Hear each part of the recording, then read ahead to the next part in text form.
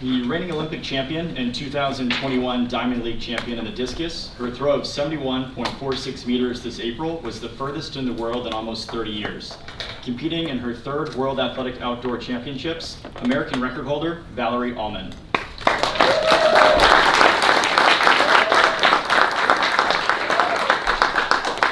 In 2019, he won a Pan Am Games silver medal at the 1500 meters and ran a 3:49.98 to become the second fastest indoor miler in U.S. history.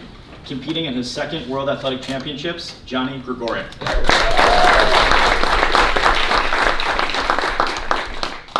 A new member of the Asics family, he'll be running the marathon for the third time at these championships. Coming off a personal best of 2:09.07 at April's Boston Marathon, Elkanah Kibet. She represented the U.S. at the World Half Marathon Championships in 2018 and won the 2019 USA 25K Championships. But this is her first World Outdoor appearance. Last fall, she ran a 2:24.20 personal best to finish second at the Bank of America Chicago Marathon. And just 1 week ago today, she celebrated her 30th birthday. Emma Bates.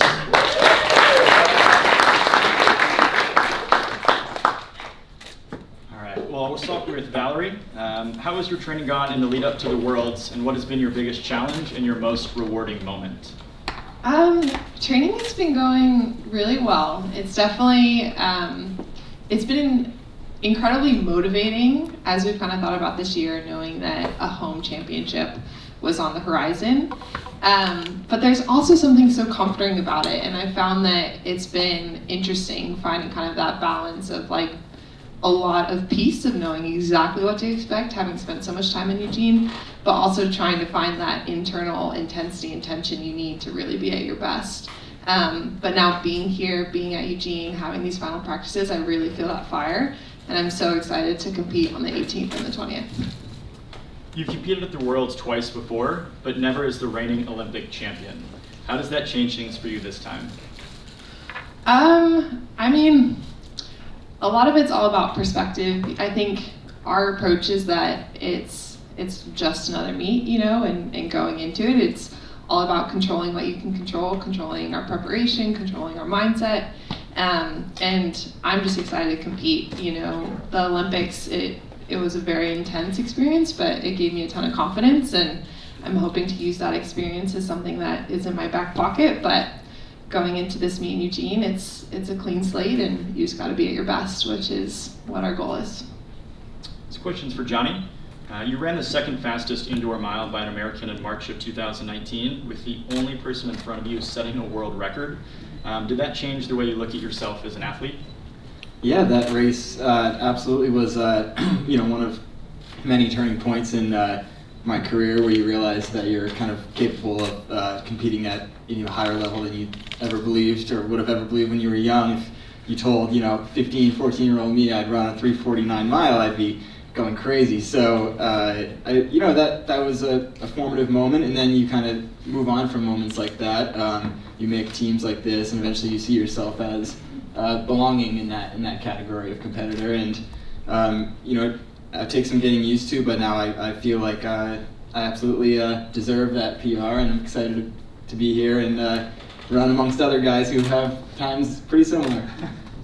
How has your training gone in the lead up to the Worlds, and what has been one of your biggest challenges and rewarding moments as well?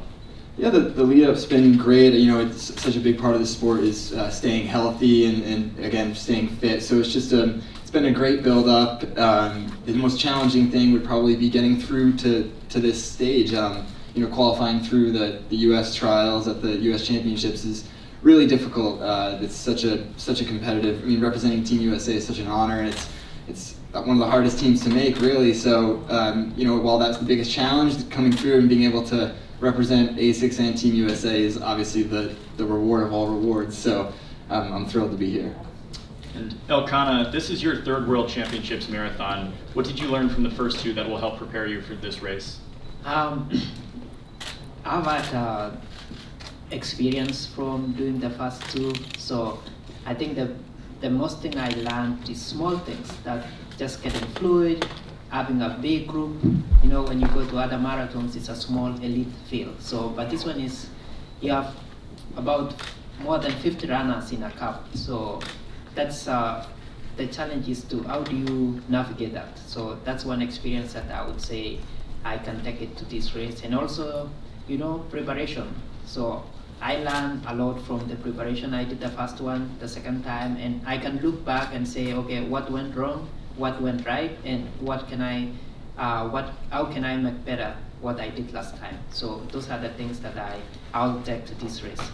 And how has your training gone into the lead up of the marathon this weekend, and what have been some rewarding moments of your training? What I would say is I had a very humble time training. I didn't have any race to do in between, so my focus was just to prepare for this World Championship, and I wanted to give the best. So, what I've done, the way the training went, this is I would say the moment that I've never felt, before a race. So I'm excited and I'm ready to give 110% on Sunday. And Emma, last fall in Chicago with your 2:24 marathon and a second place finish, I know you've gone through some health challenges recently. How have you felt that you've been able to still break through in your training and be ready for the competition? Yeah, as a marathon runner, you really want to only do 1 to 2 marathons per year. So I really wanted to focus on the World Championships, put all my eggs into this basket. And so I forewent a spring marathon in order to get ready, to represent my country the best way that I can.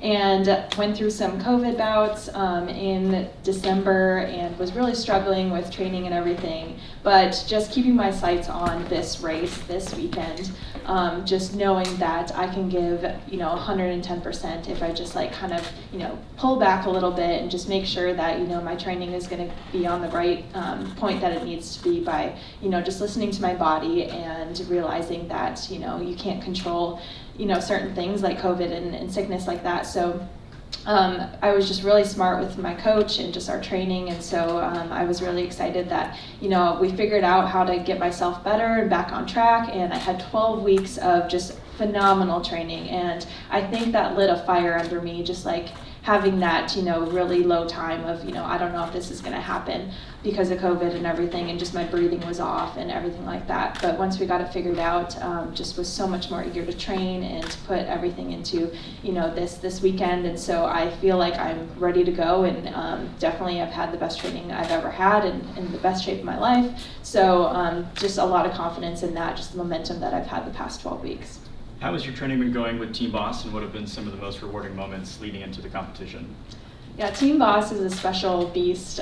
We are all sponsored by different companies, so we all choose to train together, which is something that is not very common in this sport. And so coming together, we all are just so like-minded and have the same goals in mind, and are just always reaching for more and are always elevating each other. And having, we're not a female-specific team, but we just ended up being that way. We just have so many females on the team that it's just so empowering to know that all these other women are just going after their dreams and their goals, and you're right along with them. And so I just feel so much more empowered being amongst that, and I feel very special and honored. And I just am really excited to make them proud. I'm excited to make my Team USA proud, the entire country. Asics, of course, but also just my small team of 15 female athletes that we just are my best friends every single day, just going out there and just having fun together.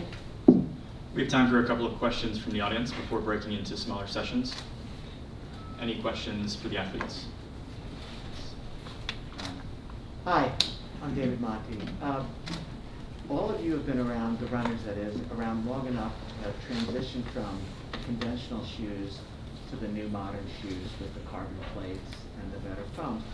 How have your bodies reacted to those changes, and did you find it to be an easy or a difficult transition? We'll start with Elkanah. So I think we are very thankful. We live in a generation that now they can make really good shoes that can help you a lot. And I take new technology as a benefit to me, and especially recovery-wise, you run with the new shoe, you recover very quickly, you can do more, you can do a lot of training, and you don't get hurt, you minimize injuries. So technology has been success to us as athletes. That's how I see it. So there's more benefit to us, and adjusting to it, it's amazing. Like when you wear it and you go for you start going easy runs with it, and then you build up doing your long runs. You come back from long runs, you are not tired, so it makes you happy and fulfilling in athletics. Johnny? Yeah, I absolutely agree with Elkanah in the sense that keeps, like I said, that staying healthy is such a major, important part of the sport. And I'm so thankful that the shoes Asics is making and the way the technology is developing has kept me healthy, and that the training's been going better than it ever has before, better workouts than I've ever done, and so it's really exciting. It gives that confidence, and you're healthy, and it's sort of a self-fulfilling cycle. It kind of steamrolls, and you find yourself back at the world stage. So I'm excited about the shoes, absolutely. And how about you, Emma? Yeah, I think the biggest thing is they just allow me to run the way that I should run. So biomechanically, it just makes me so much more efficient, and just being able to run the way that my body wants to go just keeps you healthy, and again just helps with recovery. And I finish a marathon and I feel like I can run another marathon right after it. That's how I feel after wearing the shoes, which is crazy, but it's true. Yes. Are you going to go with the Edge or the Sky tomorrow, or for the marathon? I'm partial to the Sky. They're both great, but for my stride, I'm a little more flat-footed or mid-foot striker, and I feel like everybody I've talked to, and just from my experience, I just flow better with the Sky. Elkanah? I'll go with the Sky, but I like Edge too. When I do track workouts, I use Edge, and then when I do fat legs on the road, I use Sky. So marathon is on the road, and then I'm gonna use the Skies. I use the Edge. That's great. Very fast. All right, wonderful. We'll go ahead and break the athletes out into the four corners